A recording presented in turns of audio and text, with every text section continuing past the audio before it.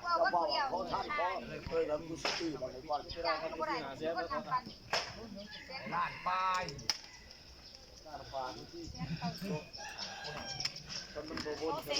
เขาเลยนะลงก่อนคนเลยล่ะถ้าเกิดดีว่าเลยลูกเสือ อาจารย์ในเฉพาะทายนั่นก็ยาก ถ้าใครดูใจย่างก่อนยังถึงได้บ่ายยังกิจกรรมลูกยังจะได้สดเลย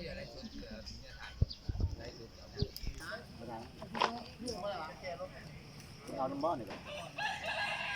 เขาก็จะไปทำการนี่มันเป็นขัดนอกแม่